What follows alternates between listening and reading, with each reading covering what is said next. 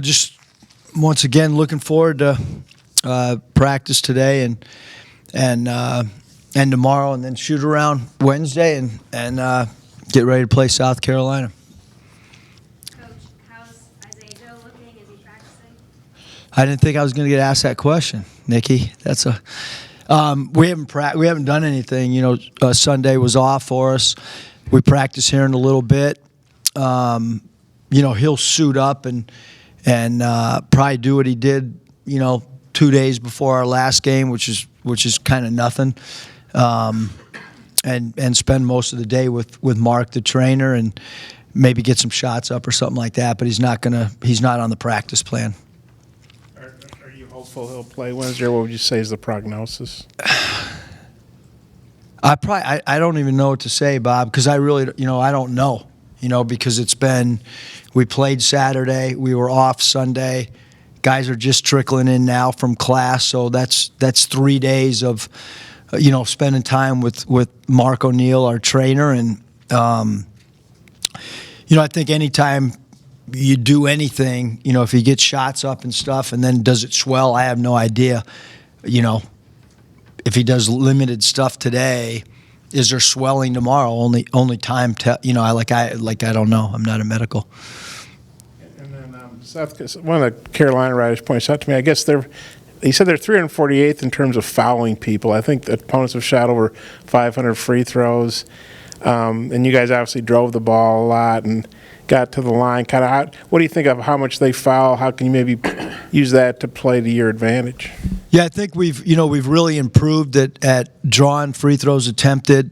I said it after the TCU game. I thought it was by far our best shot selection of the year. We didn't settle for threes. We only took 9 threes. I think we made 6. Just really good shot selection, and we've done a great job of not only getting to the rim lately, but of finishing. I think Coach Mosier did a little study the other day. I think we were like at 91% at the rim against TCU, and they have a pretty big guy in there in Samuels, and so both, like I said, the last 2 games we haven't settled, and we certainly don't want to settle on Wednesday either. As far as just what would you feel was the key adjusting without Isaiah against TCU, and if you don't have him, kind of what's the keys to adjusting without him against South Carolina? Yeah, I thought the keys to adjust, obviously we're going to make a change in our starting lineup, probably regardless of who played or who didn't play. So I just, I think it's every game, new identity, new theme. South Carolina's hard to score on, so you can't settle. They play good physical defense. Free throws attempt becomes a big part of the game against them, and then they're really good on the offensive glass, so we've got a defensive rebound. But I don't know if that answers the question. But Jimmy Wood is the only guard since 1993 to average more than 15 points and not make a three-pointer. You talked a lot about him this season, but what does that mean for him as a player, what he brings, and what does that say about his season so far? I think Jimmy, I said it after the games, one of the best defenders in all of college basketball. I think he's an NBA-type defender. The best part about Jimmy is he knows who he is. And when any time that you're a coach, I think kind of in any sport, it's like, does a player understand who he is? Does he understand his strengths and weaknesses? Does he try to stay within who he is as a player? I never have to tell Jimmy, stop shooting threes. He knows not to shoot threes. And the maturity of his game to be able to do that is amazing. Eric, what makes Jimmy such a good defender, an elite defender, I guess, not just good but elite? And how, maybe if you watched film of him at SMU, how has he improved as a defender under you guys? Yeah, I didn't watch much film of him at SMU. I looked at his rebounding numbers and knew that he could get to the rim and score around the rim based on statistical analysis and so forth. We didn't have enough time to really dive in and watch a ton of film of transfers at that time. It was more studying analytically how they would fit in, and casually I had watched his games. But Regardless of what makes him such an elite defender, maybe how has he improved since the start of practice? 7-foot wingspan, studies the scouting report, asks questions, understands defensive angles, doesn't crowd guys that are great dribble drive guys. He gives them an arm's length, but yet because of his great wingspan can contest three balls. I think most importantly, he wants to guard the opposing team's best player 1 through 4, and he takes that as a challenge. Some guys hide from it. You know, when you bring your team together and you say, hey, who wants to guard Bain? His is the first hand up. Or you're getting ready to play Indiana on the road, and who's going to guard Jackson Davis? He puts his hand up right away. You're like, come on, man, you're our point guard. You sure you want to guard their 4 or 5 man? Yep, let me take him.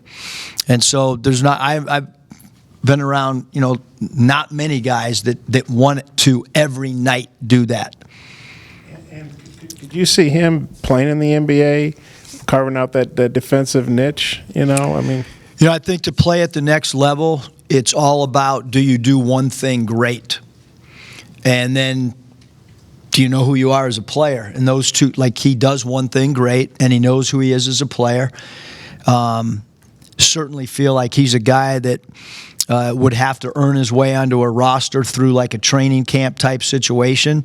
But I definitely feel like he is a guy that, having coached at the NBA level, I do feel like he's a guy that has a role, just like Cody Martin has a role right now with Charlotte. I truly believe if you are an NBA coach, you would want a guy that practices hard every day, a guy that can defend, and does one thing really special, and he does that. And he's a great locker room guy.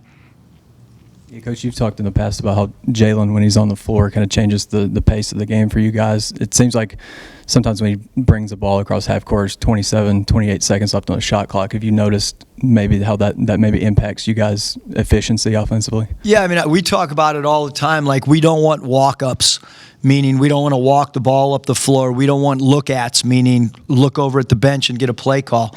And Jalen doesn't do walk-ups, and he doesn't do look-ats. I mean, he just pushes it, and we've talked to him a lot about, hey, get that thing. And I did it even during the game, late game, I think with about 6 minutes to play. I said, hey, keep pushing it, get that thing to the top of the key, push and probe, see what you got. If you don't have anything, then backpedal and then glance over, and we'll give you a play call at that point. But we wanted him to play with pace because he does such a good job of getting other people layups or clean looks with their feet set, and guys that have 10 toes towards the rim. He does a good job of delivering the ball in the proper time.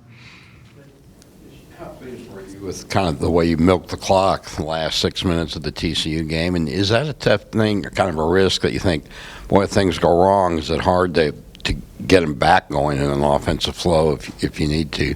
Yeah, the milking the clock at the 6 minute mark, if you kind of go in your own head and say, all right, there's 6 minutes left, we run this shot clock down to 4 or 5 on the shot clock, how many defensive stops do we need?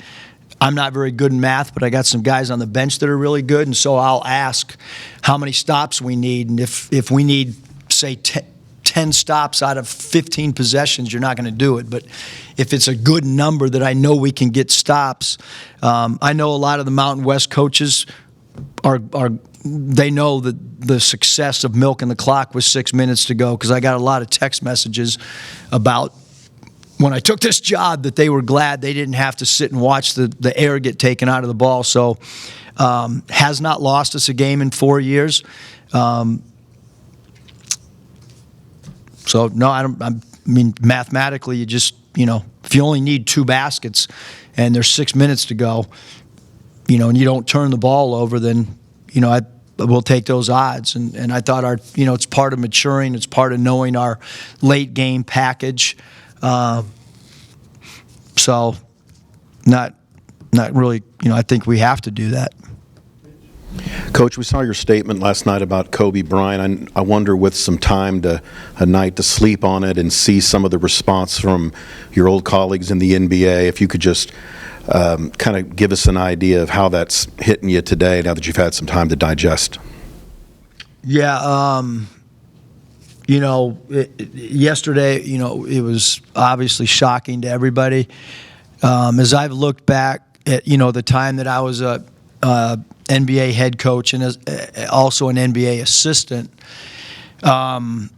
and my sons talked about it. I talked to both of them yesterday like we were all three on a call together because Matthew was heading back to San Diego from the Bay Area, and both my sons have autographed jerseys to them in their rooms in the Bay Area. Obviously, Michael put a picture out when I was an assistant with the Grizzlies. Kobe was really unique. Right before that picture with Michael, one of the other Grizzlies assistants had asked for something from Kobe, and he said no. For whatever reason, because that was prior to me coaching the Lakers D-League team, he just kind of, when he respected you, he communicated with you. And, I asked him one night for a pair of his shoes, and I said, hey, can you sign one for one son, and can you sign the other for the other? There's not a lot of NBA superstars that would take the time to sign one shoe to one son and one to another. They'd just sign them, or a lot of guys wouldn't even give you the shoe and say, no, I need them for tomorrow night or whatever. And that was as an opposing coach. And the very first game that I ever coached was in Hawaii, and it was an exhibition game. I looked across the way, and it was Kobe, Shaq, Gary Payton, Karl Malone. So I have some vivid memories. I don't remember what year, but one of the years when I was with the Warriors, in the first quarter, we shaded Kobe to his right. In the second quarter, we shaded him to the left, and we had worked on that for the 2 days prior, that we were going to mix up each quarter which way we shaded him and where all the help was going to be. And right before the second half started, he came over, and I didn't think that he would know what we were really doing. And he looked at me and he said, Coach Muss, what are you going to do this third quarter, play me straight up? And he said, good luck with that. And, those were, just some things that I've experienced with him. And then when I was coaching the Lakers D-League team, it was after a game, and I had stayed doing a post-game report. I was the last one out of the building other than the security guard at the Lakers D-League facility. And I came out. There was a car about 4 spots away from mine. It was Kobe's car. He rolled the window down and said, Coach, is anybody else in there? And I said, I'm the last one other than the security guard. And he said, okay, great. He got out of his car, and I asked him, why? And he wanted to go shoot in there and didn't want anybody in there, including me. Just, a unique competitor that had an incredible work ethic. Eric, I assume you probably put Jimmy on Lawson. If so, how do you see that matchup? And just kind of what do you think about South Carolina? They've kind of been well, why don't you answer that first, and I got one more for you. You just told me who we're having him guard. No, I said I assume you are.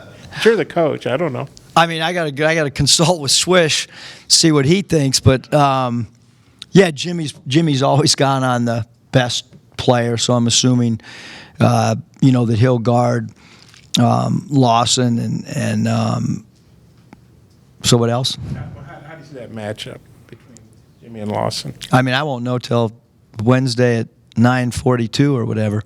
I mean, Lawson's a tough cover, and I could see other people guarding him too, though, in all honesty, because the kid 5's playing well for him too at the guard spot and creates mismatches as well. So Jimmy could be on him for some stretches of the game. And then you look at South Carolina. I mean, they've been good enough to win at Virginia. They've been good enough to beat Kentucky, but they've played poorly enough to lose to Stetson and Boston University. Kind of what are you expecting from them? Because they've been kind of inconsistent. I mean, we got to expect to get South Carolina's best game. Obviously, their non-conference schedule is what it is, but in conference, just like last year, they're playing really well. we expect to see a really good team, like you mentioned. They've gotten themselves really ready to play against the Virginias and the Kentuckys and people like that. And the Kentucky game was back and forth, and they got stops when they needed, and they scored when they needed. And I think anytime you play a program that's beaten Virginia and beaten Kentucky, you better bring your A game or else. And so that's how we approach South. I think they're a really good team. Well, Bob got all 4 mine and 1 there. So, sorry. No, have you run across Frank Martin much? And he's kind of an elder statesman, well-regarded guy in the league. What do you think of him?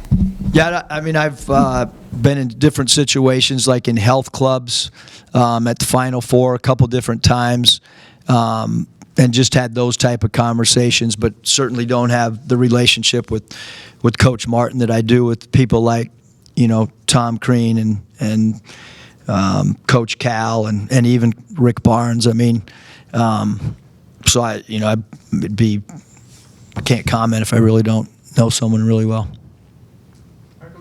Thanks.